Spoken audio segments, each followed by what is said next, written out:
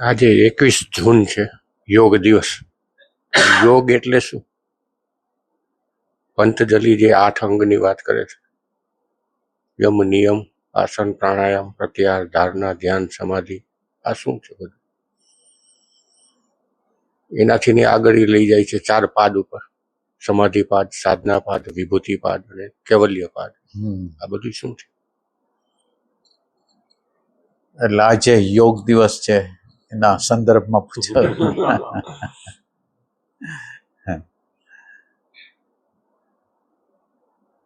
એટલે યોગ તો બહુ ઊંડાણ વાળું ગ્રંથ છે, એટલે અભૂતપૂર્વ ગ્રંથ છે.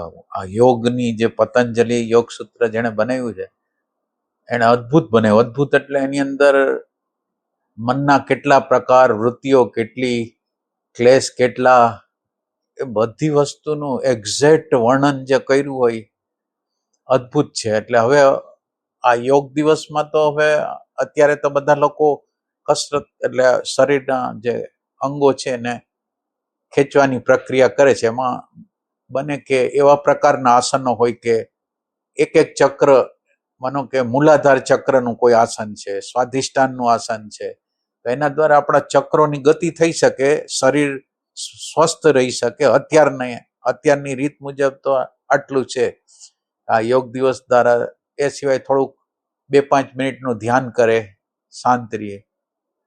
ઓમ યોગનો અર્થ બે રીતે, કે યોગ એટલે જોડાવું, એટલે કોની હારે જોડાય એમ. તો જીવ ઈશ્વર સાથે જોડાય. એક રીતે જીવ છે એ ઈશ્વર સાથે જોડાય. બીજી રીતે વ્યષ્ટિ અને સમષ્ટિનું મિલન થાય. માનો કે આ બોડીની અંદર કોક હાજર છે, બોડીની અંદર કોક હાજર છે. બોડીની અંદર જે હાજર, એની હાજરી પ્લસ બહારના બાજુએ વૈશ્વિક ઘટનાઓ, બહારની બાજુએ વૈશ્વિક ઘટનાઓ, એ વૈશ્વિક ઇન્ટેલિજન્સ છે. એટલે મને મારા જીવનની અંદર કોઈ ઘટના ઘટે છે ત્યારે મને એવું લાગે છે કે આ ઘટના મારા માટે બરાબર નથી ઘટી, તો એની અંદર તમારી ગેરહાજરી છે, તમે છો નહીં, અને તમારું મન છે એ હાજર થઈ ગયું છે. અને મનને વૈશ્વિક ઇન્ટેલિજન્સ શું કરી રહી છે એની ખબર નથી. એટલે જ્યારે આપણી હાજરી થશે ત્યારે વૈશ્વિક ઇન્ટેલિજન્સ જે મારું વ્યક્તિગતપણું છે ને એ સમષ્ટિની અંદર વિલીન થઈ જશે. એટલે જે ઘટના થઈ રહી છે ને એ ઘટના મારા જીવનના ઇવોલ્યુશન માટે જ થઈ રહી છે. એવો જ્યારે ભાવ આવશે ત્યારે તમારું વ્યક્તિત્વનું વિલીન થતું જશે અને સમષ્ટિની અંદર તમે એકાકાર. એટલે વ્યષ્ટિ અને સમષ્ટિનું આ રીતે મિલન છે.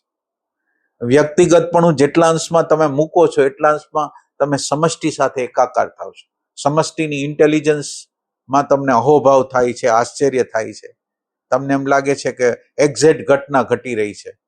તો આ યોગ કહેવાય કે તમારી વ્યક્તિગત જે લિમિટેડ બુદ્ધિ છે એને તમે છોડતા જાઓ છો.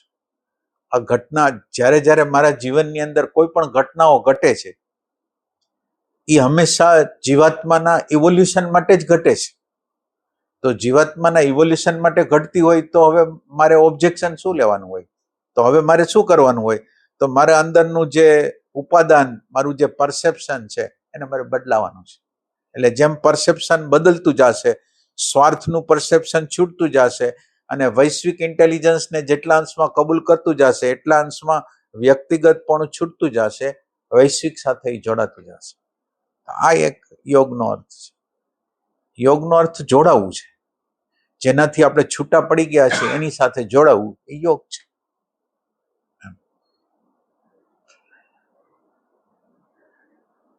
આ આસનો એના કેન્દ્રમાં જ છે. એટલે આસનો તો સ્ટાર્ટિંગ પોઈન્ટો છે બધા. યમ, નિયમ. એટલે ઓમ, યમ અને નિયમ બે મુખ્ય વસ્તુ છે. પેલા યમ નિયમ જો બરાબર હોય ને તો બાકીની બધી વસ્તુ બરાબર હોય. યમની અંદર શું છે? હવે દાખલા તરીકે બધા લોકો આસન તો કરશે, પણ સત્ય, અહિંસા, બ્રહ્મચર્ય, અપરિગ્રહ, અસ્થેય એટલે બીજાનું ન લેવું, ચોરી ન કરવી, પરિગ્રહ એટલે કામના ન કરવી, આવું બધું સત્ય બોલશે જીવનની અંદર. એ શક્ય છે? આ બેઝિક વસ્તુ છે. સત્ય, અહિંસા, બ્રહ્મચર્ય, અપરિગ્રહ અને અસ્થેય આ મુખ્ય વસ્તુ છે. આને કેન્દ્રમાં રાખીને સાધના કરવાની છે. તો આ કોઈ કરશે વ્યવહારની અંદર?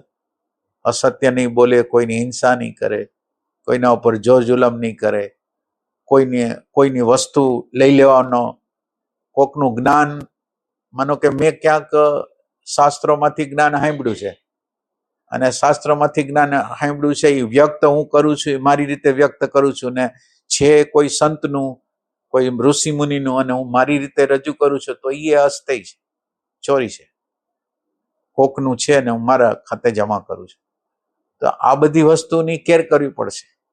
બીજા લોકો મારું કામ મારી હાથે નહીં કરું અને મારું કામ બીજા આગળ કરાવીશ તો એ અસ્થાયી ગણાશે. મારું કામ છે તો મારે જ કરવાનું છે. મારું કામ કોઈ કરશે એટલે મેં બીજા લોકોની ઉર્જા ઉધાર એટલે ચોરીને લઈ લીધી છે, એ ટાઈપની વસ્તુ. એટલે આ પેલા આ 5 છે, પછી બીજા નિયમ છે ને, એ નિયમ છે એ પ્રેક્ટિકલ છે, અને પ્રેક્ટિકલ ને વર્તવાનું કેવી રીતે છે? એટલે શૌચ, સંતોષ, તપ, સ્વાધ્યાય અને ઈશ્વર પ્રણિધાન, આ 5 નિયમો છે. શૌચ પવિત્રતા, સંતોષ એટલે કામના નહીં. સંતોષનો અર્થ જરૂરિયાત જેટલી છે એટલું બરાબર છે, પણ જરૂરિયાત સિવાયની કામનાઓ છે એ વૃત્તિનો વિસ્તાર કરશે. એટલે શૌચ, સંતોષ, શૌચની અંદર પવિત્રતા, શૌચ, સંતોષ, તપ, તપની અંદર વોલ્યુન્ટરી સફરિંગ છે, પછી પ્રેઝન્ટ મોમેન્ટ છે, ઓબ્ઝર્વેશન છે, સેલ્ફ રિમેમ્બરિંગ છે. આ તપની અંદર બધી વસ્તુ છે. અને સ્વાધ્યાયની અંદર આપણી પર્સનાલિટી, ફોલ્સ પર્સનાલિટીથી આપણે જુદા છીએ એવી સમજ. અને છેલ્લે પરમાત્મા એટલે વૈશ્વિક ઇન્ટેલિજન્સને શરણે વહી જવું, એ ટાઈપની આ મુખ્ય છે ને, એ કરી શકે એવું નથી. આખી જગતના લોકો સત્ય બોલશે નહીં. સામાન્ય વાતોમાં આપણે ખોટું બોલતા હોય છે. આવું કાંઈ વાત ન હોય. ક્યાં પહોંચ્યા? તો આપણે પહોંચ્યા હોય ક્યાંક ને વાત કરતા હોય ક્યાંક, એટલે હાવ નાની બાબત છે છતાંય અસત્ય બોલે. કાંઈ કારણ નથી છતાંય અસત્ય બોલે.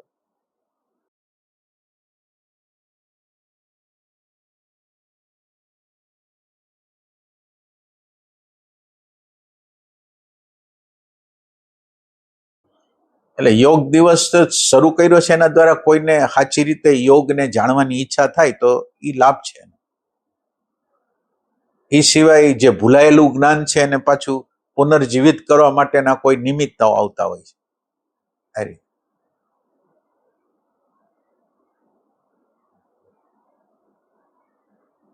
આમ જનરલ બધા લોકો એમ સમજતા હોય આસન ને પ્રાણાયામ ને એ બધી વસ્તુને કરતા.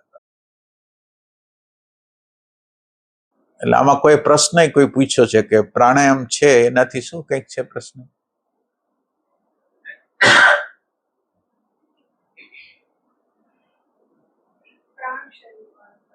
શું છે? પ્રાણ શરીર ઉપર કામ કરવાથી સમજ વધી શકે, અને એનો પ્રાણ શરીરનો અર્થ એનું નાડી તંત્રના હિસાબમાં. એટલે પ્રાણાયામ દ્વારા આપણી અંદર ઉર્જાનો આપણે બચાવ કરી, એટલે પ્રાણાયામ છે એ આપણી અંદર ઓક્સિજન એટલે બ્રેઇન સેન્ટરને એક્ટિવ કરશે, આપણા ફેફસાને એક્ટિવ કરશે, એટલે બોડીનો પેલો ફાયદો છે. બોડી આપણી સ્વસ્થ રહેશે. પછી શ્વાસ દ્વારા ઓક્સિજન નહીં પણ પ્રાણ પણ અંદર આવે છે, એટલે પ્રાણનો વધારો થશે. પણ આ બધો વધારો છે એ શું કરશે કે આપણે જોવાની ક્ષમતાને વધારશે. પ્રાણ જ્યારે શુદ્ધ થશે, પ્રાણ જ્યારે આપણી અંદર વધશે, પ્રાણની શક્તિ વધશે, તો આપણી અંદર જોવાની શક્તિ આવશે. જોવા માટે ઘણી શક્તિ જોઈ છે. એટલે લીકેજીસ બંધ કરવા માટે પ્રાણતંત્રને આપણે એના બેકગ્રાઉન્ડમાં પ્રાણનો જેટલો એટલે ઉર્જાનો જેટલો બચાવ કરે. તમે વિચાર કરો, આ લાઇટ બળે છે એના દ્વારા આપણા ઇલેક્ટ્રિક બિલ બળે છે કે નહીં? હવે પ્રાણ શક્તિ આપણા ક્રિયા દ્વારા, આપણા વિચાર દ્વારા, એસોસિએશન દ્વારા, નેગેટિવિટી દ્વારા, કલ્પનાઓ દ્વારા, ડે ડ્રીમિંગ દ્વારા સતત રીતે એનો બગાડ થાય છે. તો આ પ્રાણ ઉર્જાનો બગાડ ન થાય તો આપણે જોવાની ક્ષમતા આપણને પ્રાપ્ત થશે. બીજું શું? એમનો પ્રશ્ન હતો કે પ્રાણ શરીર ઉપર કામ કરવાથી એટલે પ્રાણમય શરીર જ કહેવાય. એક રીતે પ્રાણમય બોડી જ કહેવાય.